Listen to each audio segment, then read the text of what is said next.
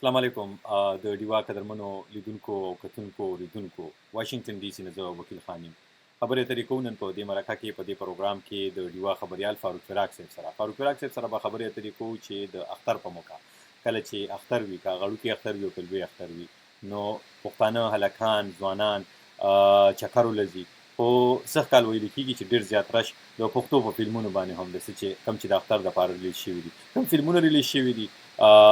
او دغه فلمونو موضوعات څه دي دا وخت هم موږ سره د په دې پروګرام کې د ډیوا خبریال فاروق فراق صاحب د سکایپ په لیکه باندې مېلمه دی. فاروق فراق صاحب په خیر راغلی، ستړی مه شئ. ودانو چې وکیل خان صاحب ستړی مه شي او خوشحاله اوسئ. ډېره مننه. اختر مو څنګه روان دی؟ اختر مو څنګه تېر کړ؟ اول خو راته دا ووایه فاروق فراق صاحب د خبریالان اختر څنګه لمانځي؟ زمونږ او ستاسو خو دغه اختر دی، تاسو دغلته په دفتر کې ناست یو، موږ دلته په دفترو کې ناست کار کوو، جوه چلوو. صحیح بالکل. خو هسې خلک وایي چې یو خبریال ویني کله په ټي وي راځي، کله په ریډیو راځي، کله چې کم دی نو پروګرامونه کوي او کله چې کم دی نو هوست او میلمانه ورسره وي، مزې دي. اکثر ماته چې خلک لیکي نو ماته وایي وکیل خان لالا مزې دې وکړئ. زه ورته وایم اکثر زه ورته دا وایم دا مزې د خدای ستاسو په نصیب کې. خو دا راته ووایه په پاکستان کې د یو خبریال لپاره د هغه اختر څنګه وي، د هغه چې کوم دی ژوند څنګه وي، واقعي داسې مزې وي دا څنګه چې دا خلک ویني که نه دا لکه شروع دې ځای نه کوم. زما خیال دی د خبریال خو ذاتي ژوند بیخي وترولل شي، لکه اوس دا اختر دی نو زما خیال دی ډېر خبریالانو د دې نورو خلکو غوندې بال بچ دی، فامیل دی، هغوی سره به ناستې غواړي، هغوی به بهر ته بوتلل غواړي، چکرې به ماشومان لرکول غواړي، خو نشي کولی ځکه چې دا به د ورځې خبرونه راټولوي، چینل یا اخبار، ریډیو،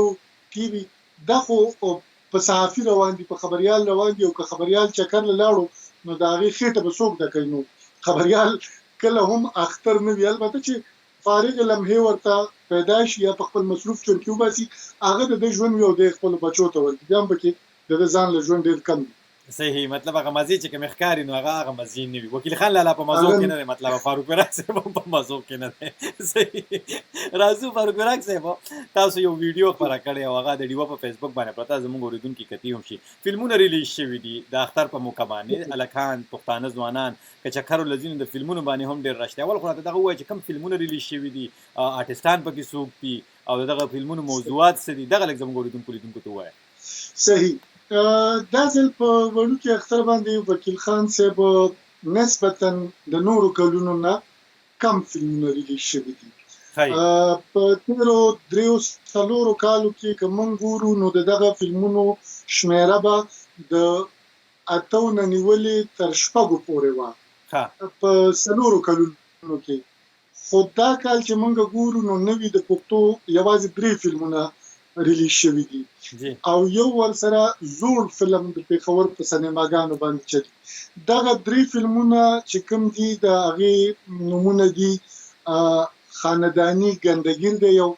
دا د پېښور په آینه سینما باندې ریلیز شوی دی، او په کراچۍ کې په نشیمن سینما باندې، او دغه رنګ ورسره په پینډۍ کې هم د په خورشید سینما باندې د وخت کې نندارې ته وړاندې دی. په دغه فلم کې چې کوم هیروګان دي هغه ارباز خان دی او جهانگیر خان دی، او ښه کافي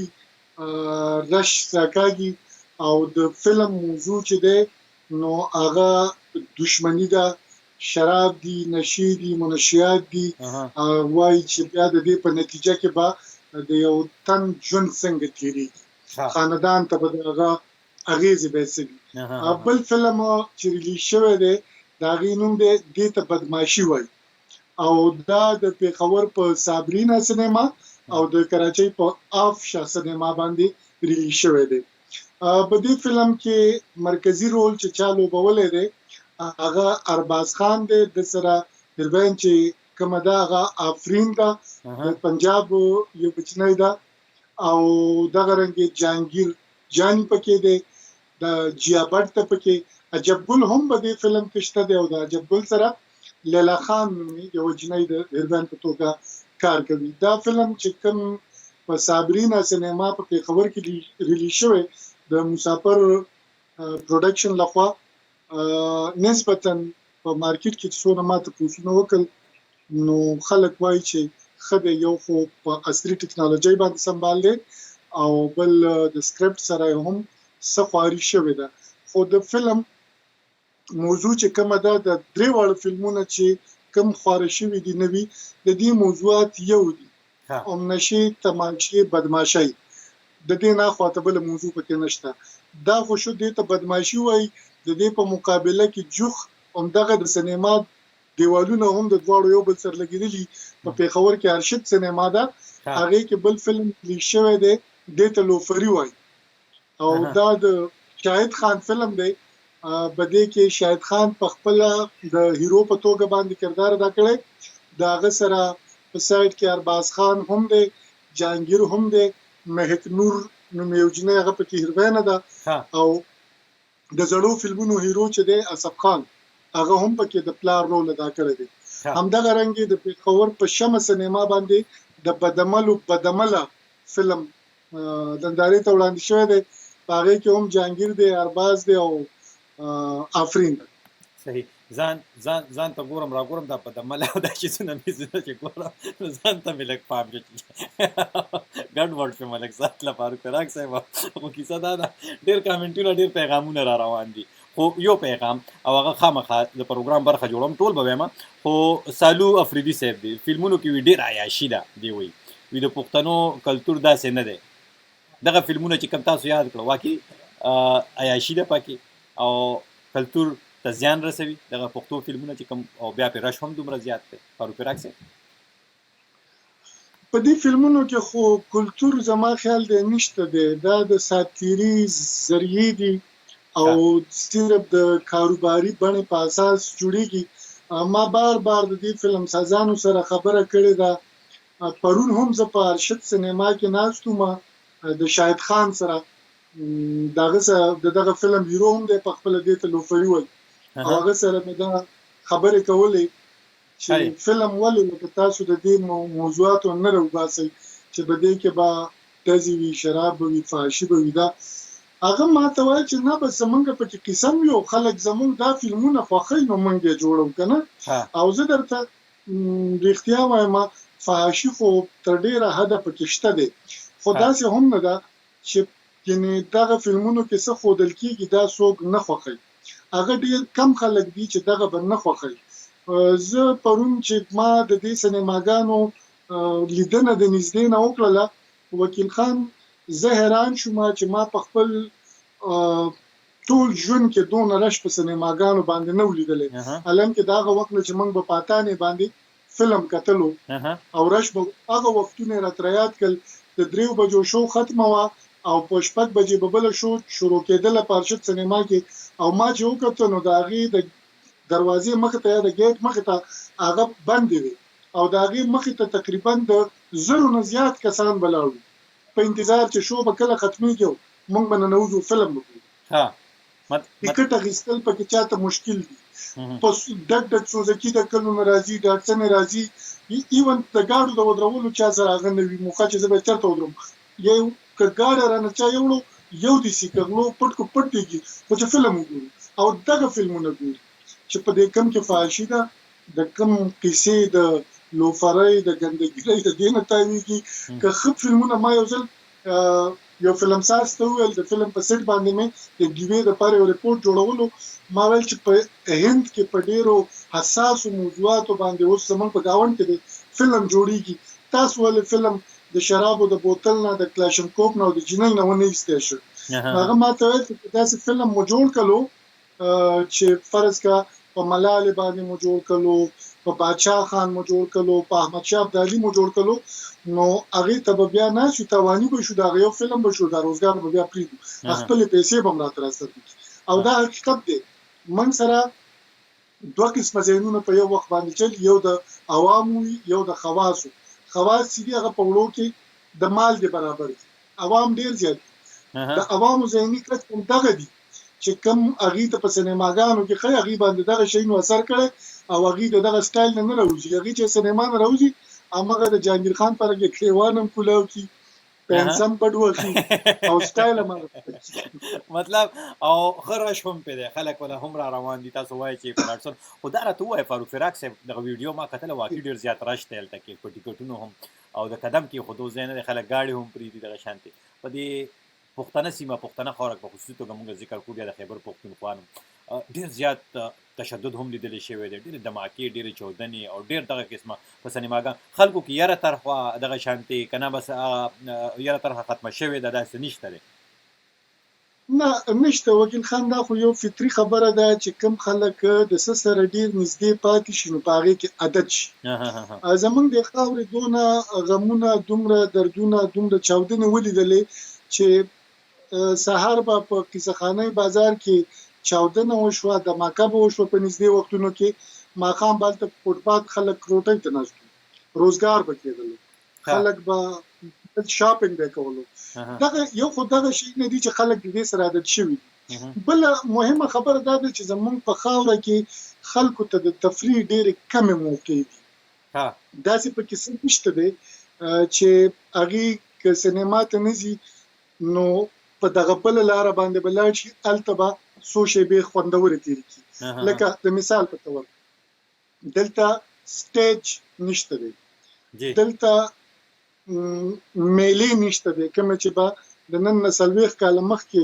یا 30 کاله مخکې به په اخترونو کې لګېدې، اوس هغه میلې نه وي. دلته هغه سرکش چې به وي هغه نه وي. دلته پارکونه نشته دی چې خلک به ورته د فیملی سره لاړ شي. که فرض که پارکونه شته دی، هغه سهولت به پکې نه وي چې یو فیملی پکې ځان محفوظه وګڼي، هغه اسانتیاوې به پکې نه وي. دغه رنګې د سیل نور ځایونه چړیاګرې نشته دی که نه. یو د پېښور میوزیم دی او هغه د آدم علیه السلام د وختونه چې پکې هغه څه پراته دي هغه پکې پراته دي، نو هغه ټولو خلکو لیدلي، هغې له ورځي نه. نو بس اوس خلکو سره دغه یوازینۍ لاره پاتې شوې ده چې فلم لکه زړه یې غواړي او که نه بس فلم له بس. صحیح. دا خو دغه خبرې اترې شوې او دې سره سم تاسو وایئ چې هغه میلې، هغه پروګرامونه هغه شانتې نشته. پخوا به نشترحال ته چې کوم دی دغه آرټسټان راتلل، دغلته به ناست وو، فلمونه به وبخښئ سټیج پروګرامونه به وو، ټوکې به وې، ټکارې به وې، خلکو به ټیکټونه اخیستل. اوس که موږ وګورو پښتانه هنرمندان چې کوم دی نو په اخترونو کې په خصوصي توګه یا خو دوبۍ ته ځي یا قطر ته ځي یا چې کوم دی نو نورو ملکونو ته ځي. څه وجه ده دې په شا څه وجه ګڼئ فاروق فراق صاحب؟ دغه تپوس که درنه وکړم، تاسو په خپله دغه آرټسټانو سره ډېر نږدې نه پاتې شوي. د دې وجه دا ده دلته خلک په کلچر باندې مین هم شته، تږي هم دي، دغه فلمونو هم تږي دي، د ډرامو هم تږي دي، د نڅا د موسیقۍ د دې هر څه تږي دي. ځکه چې کوم څه چاته نه میلاویږي نو هغه څه په فطري توګه باندې هغه انسان هغې ته ډېر زیات لیواله دي یا پشمن ترلاسه کړي. نو دلته دغه هېڅ چونکې نشته دی نو خلک دې ته ډېر زیات تږي دي چې وویني. خو دلته مسله دا ده چې په پېښور کې که موږ وګورو یو نشترحالو مخکې به په هغې کې زیاتره شوګانې جوړې شوې، ثقافتي ډرامې به پکې کېدلې، سندرې به پکې وړاندې کېدلې، خلک به هغې ته تله، په هغې کې خو به یو خلکو څخه تفریح ترلاسه کېدله، بل د دې خاورې د فنکارانو به هم په هغې کې رزق روان و، که نه که چا به پکې سندره وویله د هغه به مزدوري وشوله، که سازنده به و د هغه به مزدوري وشوله، که د ډرامو اکټر به و د فلم اکټر به و د هغه به مزدوري وشوله. هغه نشترحال هم اوس د داسې قسمه کمرشل سرګرمو دپاره بند دی، په هغې کې نشي کېدی، اجازت نه ورکړی کېږي. بل دلته آرټس کونسل نشته دی، فني اکاډمۍ نشته دی چې هغې د دې شیونو اهتمام وکړي. حتی دلته کلچر پالیسي نشته دی. پرون ما یو ډېر سینیر هنرمند دی، امان نوم دی، او هغه په 1991 کې د پښتو لومبی فلم چې جوړېدلو د یوسف خان شیربانو نه مخکې هغه په 80 کې جوړ شوی دی او د هغې نه مخکې فلم جوړ شوی د پښتو په 80 کې. د هغه پښتو فلم هیرو چې هغه امان و، امان په ډېرو زیاتو فلمونو کې کار بالکل. او پرون امان ما سره ناست و، ما ورته ویل چې څنګه چل دی، روزګار دې څنګه روان دی؟ هغه راته ویل چې درېیم کال دی چې زما روزګار نشته، فلمونو کې نه راځم او دوی چې ما له کومه معاوضه راکوي په هغې زما کار نه کېږي او بس دغه یو دفتر ته ورځو سرکاري چې تاسو مدد وکړئ او بل ته ورځو بل ته. نو امان لوستی سړی دی، مطلب هغه په هغه وخت کې تعلیم سر ته رسولی دی چې ډېرو کمو خلکو به تعلیمونه ترلاسه کړي. دا ډسکشن موږ کولو چې ښه که یو هنرمند ټول عمر هنر ته ورکړی دی هغه که سندره ده، هغه که فلم دی، هغه که بوتراشي ده، هغه که مصوري ده، فنون لطیفه سره ریلیټډ چې څونه شیونه دي دغه ته وخت ورکړی دی، هغه پکې بوډا شو، بیا د هغه لاسونه کار نه کوي، هغه اکټینګ کار نشي کولی. دا ریاست یا د قام د حکومت هغه ته دغه خدماتو څه سله ورکوي. پکار خو دا دی چې دغه خلک لکه استاد خیال محمد د غزل ډېر تکړه هنرمند دی موږ سره، هغه په کور پروت دی که نه. نو نن کېدای شو که دلته چېرته د موسیقۍ اکاډمۍ وي او دغه خیال محمد یې د یو تربیه کوونکي په توګه باندې، یو ټرینر په توګه باندې نوي کول ته استاد نیولی وی چې دا به تاسو تربیه کوي. نو څونه تکړه فنکاران به مخې ته راتلل. د خیال محمد استاد به هم د ژوند ګاډی روانو چاته به محتاج نه و. د فلمونو دپاره کوي امان نیولی وی، شهناز یې نیولی وی، مسرت شاهین داسې زاړه هیروګان موږ سره دي که نه، دا یې نیولی وی. د ډرامو دپاره سید سردار باچا، سید ممتاز علی شاه، نوشابه، دا ټول ژوندي حیات دي. نو یو خو به دا وی چې موږ ته به ډېر بهترین هغه زموږ کلتوري صنفونه چې کوم دي هغه به موږ ته په بهتر شکل کې په مخ کې راتلی. بل دا چې زموږ فنکار به نه خوارېدی، بل به دې ولس کې به د فلم،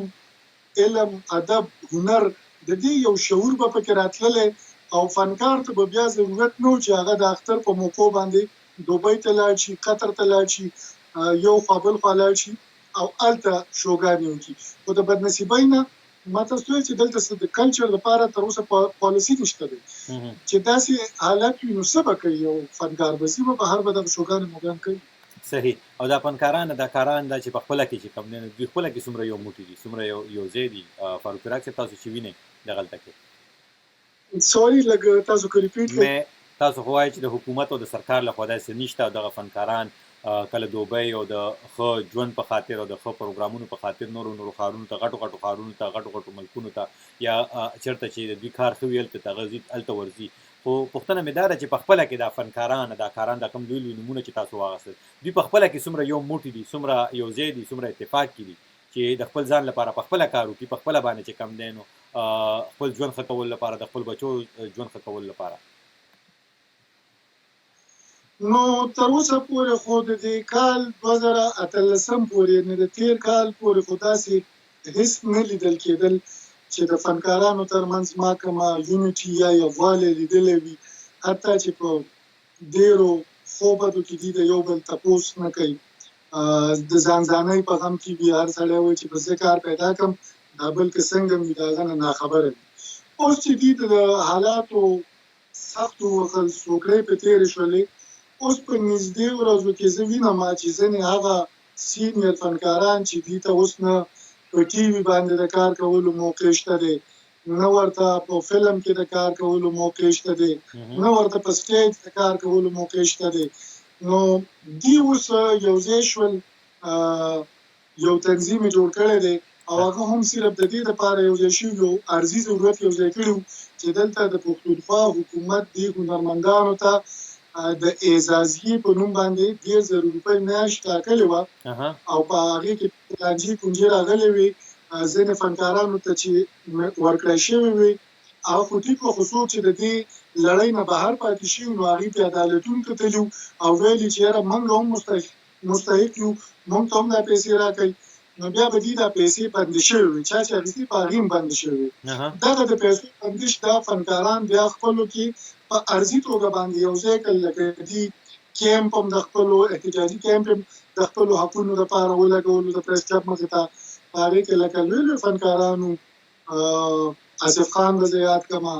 امان صاحب به یاد کړمه، د ټي وي ډېر لوی فنکاران پکې. دغه رنګ دي عدالتونو ته هم لاړل، خپل جنګ یې وکړلو او هغه کیس یې وګټلو. خو مستقل د دې مخکې هم یو تنظیم و د اواز په نوم باندې، طارق جمال صاحب مشر و. خو داسې دغه زیات د دې تنظیمونو فعالیت چې وي د هغه د اخباري بیانونو ته راغلي. داسې نه وي، تاسو به ونه ګورئ چې د فنکارانو دغه تنظیم لاړلو نن یې د سی ام سره، د وزیر اعلی سره غونډه وکړله، هغې د خپلو مسلو نه خبر کړل، هغې فلم ته د راپېښو خطرو نه خبر کړ، ډرامې ته راپېښ یا موسیقۍ ته راپېښ کشالوی ورسره خبرې وکړي یا د کلچر وزیر سره ولیدل، دې دغه هڅې نه کوي، بلکې دا به ووایم چې د بې اتفاقۍ ښکار د بې اتفاقۍ ښکار دي. ښه سمه ده. فاروق فراق صاحب په تلو تلو کې وخت بالکل سر ته رسېدونکی دی، غواړو چې خبرې ډېرې وکړو. تاسو ډېر معلومات لرئ، ډېر په دغه لړکې په خصوصي توګه د آرټ سره تړلي، د فن سره تړلي دغه آرټسټان د دوی د ژوند او د دوی د کارونو ډېر زیات خبر یې، خو وخت کم دی. په تلو تلو کې پښتو فلم، پښتو ډراما، پښتو سټیج پروګرام ډېر آرټسټان لاړل چې عمل پرېښود او نا اتفاقي دغه خبرې هم پکې شته. څه ګڼئ د پښتو فلم، ډراما، سټیج پروګرامونه ښه به شي که نه؟ مطلب دغه شانتې، او یا ستاسو په نظر باندې په موجوده وخت کې په ځای ولاړ دي، ترقي کوي، څه حساب سره دي په تلو تلو کې؟ یاره د امید لمن خو په یو حالت کې نه دي پرېښودل پکار. زه وایم چې که موږ حالت ته ګورو د سینما فلم چې دی د دې د ښه والي خو راته په نږدې وختونو کې چانس نه ښکاري، خو اوس چې دا کوم دستاویزي فلمونه جوړېږي یا ډاکومنټریز جوړېږي په عالمي کچ باندې، نو ډېر د نوي پول زلمي چې په بهرنیو وطنونو کې وخت تېروي د دې ټکنالوژۍ نه خبر شول، که دوی چېرته په دې شیانو باندې کار وکړي نو میبي دغه رجحان بدل شي، خو زمانې به اخلي. په نږدې راتلونکي کې داسې امکان نه لري. داسې امکان نه ښکاري، وخت به لګي. صحیح، سمه ده. فاروق فراق صاحب ډېره مننه کوو ستاسو، ډېرې خبرې ډېرې پوښتنې پاتې شي نورو پروګرامونو کې، نورو کې خبرې اترې کوو. تر دې دمه ستاسو ډېره مننه کوو. تاسو ستړي هم یې، ټول ورځ د ډي وی د ویب سایټ او د ډي وی سټورۍ اپډیټ کول او دغه کیسو کې مصروفه، او خبرونه د ډي وی چې کوم مینوال دي، اوریدونکي هغه اپډیټ ساتل د تازه او مهمو خبرونه. په ماښام کې هم مونږ تاسو ته مطلب بیا تکلیف درکړو، نو ډېره بخښنه غواړو، خو دا خبرې ستاسو ډېره مننه او د ځان خیال ساتئ. ډېره مننه، ډېره مننه. قدرمنو لیدونکو، کتونکو، اوریدونکو، دا فاروق فراق صاحب د ډیوا خبریال، تاسو د خبرې اترې واورېدې. اختر په موقع کوم فلمونه ریلیز شوي، د موجوده وخت کې د پښتنو آرټسټانو حالت په کوم حال کې هغوی ژوند کوي، دغه ټولې خبرې اترې تاسو د فاروق فراق صاحب نه واورېدلې. زه وکیل خان تاسو نه اخلم اجازه ته چې چېرته هم یې ښه وختونه ولرئ، او دا به ووایم چې چېرته شپه لرل د ښه شپه ولرئ، او چې چېرته ورځ لرل د ښه ورځ ولرئ. تل وی الله په امان، تر بلې خپرونې پورې.